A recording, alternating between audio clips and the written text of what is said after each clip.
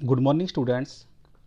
Welcome to online classes in MDN Public School Kalayat.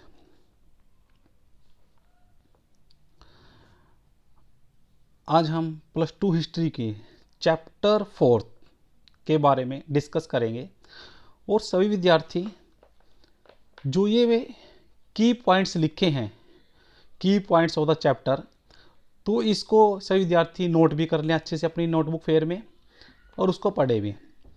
जैसे कि आप देख पा रहे हैं, इस लेसन के अंतर्गत आप इतनी बातों को पढ़ेंगे।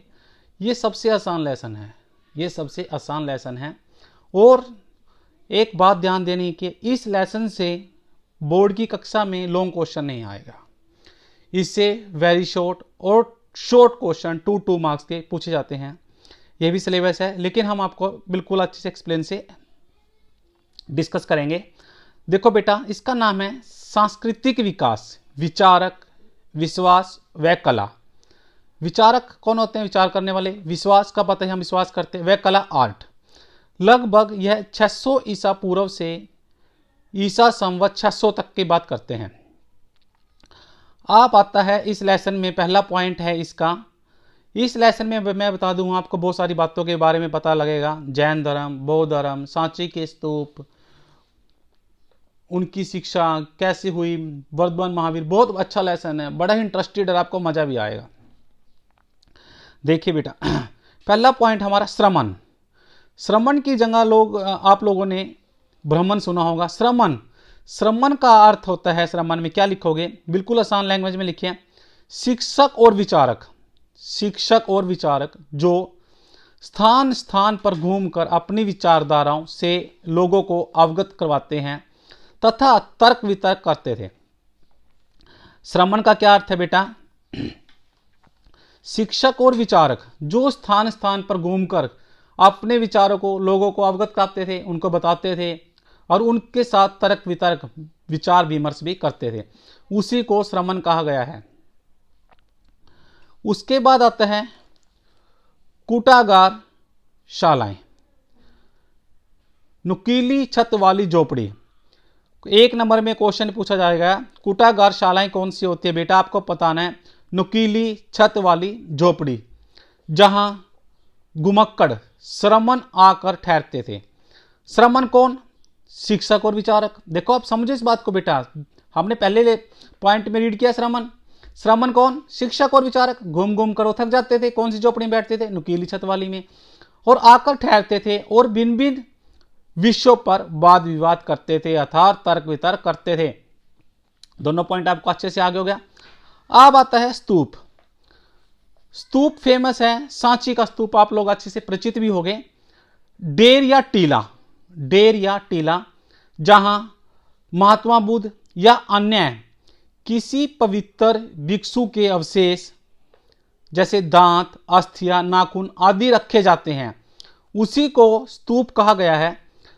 जब ये स्तूप आता है, स्तूप के अंदर एक डायग्राम भी आता है बेटा। आप लोग उसको, छोटा सा डायग्राम, कोई खास बात नहीं है, स्तूप समझाने के लिए उसका यूज किया जाता है। जैसे कि आप देख भी रहे हैं, ये एक अर्ध गोलाकार में होता है। किस में होता है बेटा? अर्ध गोला आकार में। और यह क्या होता है?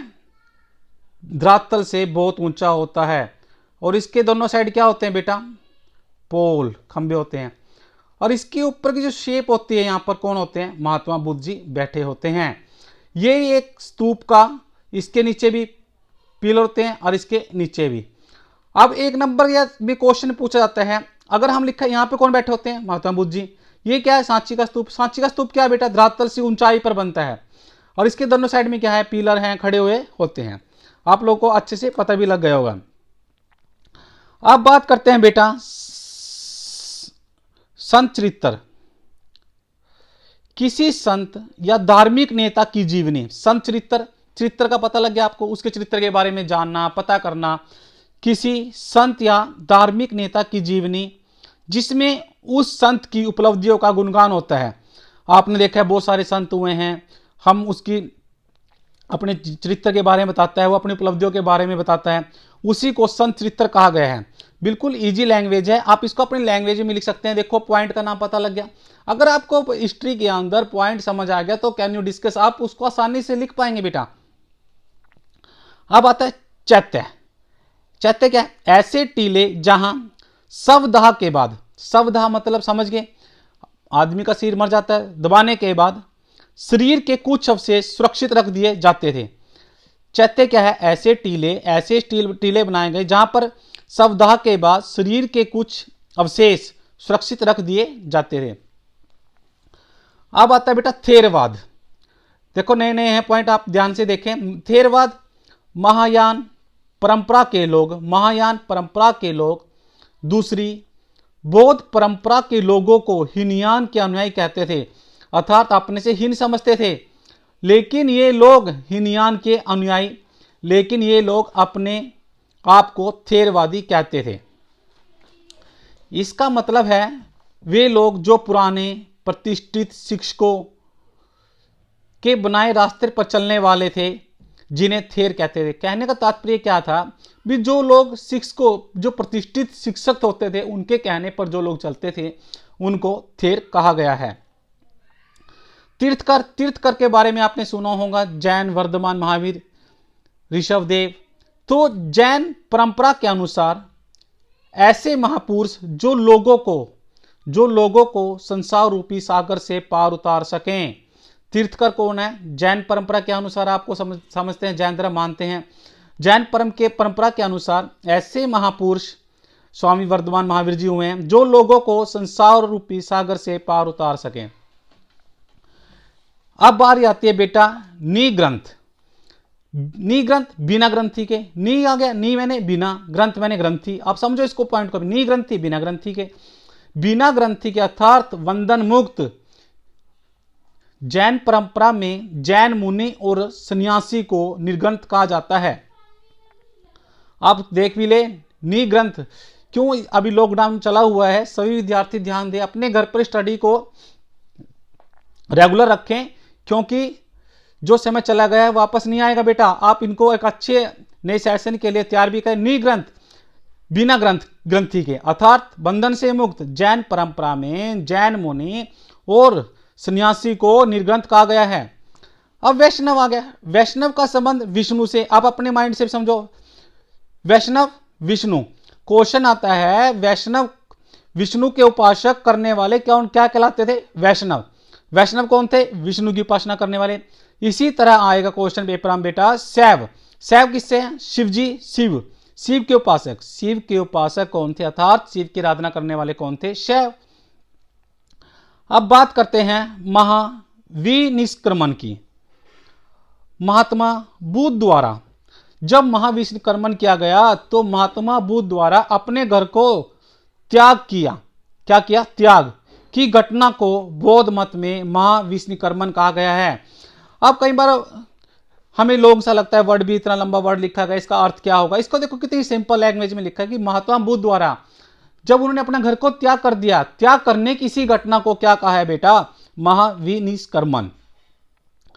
अब आता है बोधिसत्व। बोधिसत्व क्या है? बौद्ध धर्म के अनुयायी जो अपने सत्कर्मों से, बोधिसत्व जो बौद्ध धर्म के अनुयायी अर्थात बौद्ध धर्म को अपनाते हैं, वो अपने सत्कर्मों से क्या कमाते थे? पुण्य। आप देख भी रहे हैं क्या कमाते थे? पुण्य। उसी को क्या कहा गया है? बोधिसत्व। ये इस चैप्टर के सारे ही की पॉइंट्स हैं। क्या है? की पॉइंट्स। आप इनको सभी विद्यार्थी नोट भी कर ले और हमारे इसी लेक्चर में यही होमवर्क भी रहेगा। आप इसको अच्छे से रीड करें, अच्छे से पढ़ें और पढ़ने के बाद एक बार अपनी राइटिंग में भी लिखें इसको रफ कॉपी पे या फेयर नोटबुक पे। क्यों? आपको एक बार लिख लिया तो आपको पता लग जाएगा। और सभी पॉइंट का सभी विद्यार्थी एक बार इसका अर्थ जरूर समझकर लिखें। क्यों? जो भी अर्थ लिखा है बिल्कुल डीपली और सिंपल लैंग्वेज में लिखा है, इसी कारण सभी विद्यार्थी इसको पढ़े। एक बार फिर रीड कर लेते हैं। सांस्कृतिक विकास लेक्चर 1 है ये, विचारक विश्वास व कला पार्ट 1 है। मैं इससे फिर रिपीट कर रहा हूं आपको एक बार। इस लेसन से कोई लॉन्ग क्वेश्चन नहीं आता बेटा, लेकिन शॉर्ट क्वेश्चन पूछाते हैं बोर्ड से, लेकिन इसमें जो लॉन्ग क्वेश्चन है इसमें 3-4 हैं वो भी हम कर लेंगे।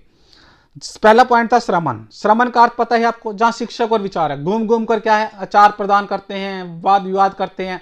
उसके बाद आ गया कुटागार शालाएं, जहां श्रमण घूमने के बाद आकर ठहरते हैं और आने के बाद उस पर वाद विवाद करते हैं। अब क्वेश्चन आता है श्रमण कौन है, बच्चे भूल जाते हैं। विचारक और शिक्षक, सिंपल है। स्तूप, सांची का स्तूप आपने सुना है। टीला, और टीला भी दिखा दिया। महात्मा बुद्ध, धरातल से ऊपर ऊंचा, पहाड़ से ऊपर, और किस शेप में होता है बेटा, अर्धगोलाकार। किस में होता है, अर्धगोलाकार शेप में होता है। उसके बाद आता है संत चरित्र, संतों के चरित्र के बारे में। चैत्य, एक टीला जहां शवदाह के बाद कुछ शरीर को सुरक्षित रखा जाता है। थेरवाद, थेरवाद क्या होता था, जो प्रतिष्ठित शिक्षित को जो लोग मानते थे उनके बनाए रास्ते पर चलते थे, उन्हीं को थेर कहते हैं। तीर्थकर में जैन धर्म के बारे में है। जैन परंपरा के अनुसार ऐसे महापुरुष जो लोगों के संसार रूपी सागर से पार उतारते थे। निग्रंथ, बिना ग्रंथि के अर्थात बंधन मुक्त, जैसे कि जैन धर्म में है। जैन मुनि सन्यासी को निर्ग्रंथ कहा जाता है। वैष्णव, विष्णु के उपासक। शैव, शिव के उपासक, शिव जी की आराधना करने वाले। महाविनिष्क्रमण, महात्मा बुद्ध द्वारा ग्रह को त्याग करने की घटना ही महाविनिष्क्रमण कहलाती है। बोधिसत्व, बौद्ध धर्म के अनुयायी जो अपने सत्कर्मों से पुण्य कमाते हैं। देखो आशा भी यही करते हैं कि आपको अच्छे से समझ भी आ गया होगा बेटा। आप इसको देखें और समझें। अगर कोई भी वीडियो में कमी लगती है आप इसको थोड़ा सा जूम करके देख लें। Thank you, have a good day.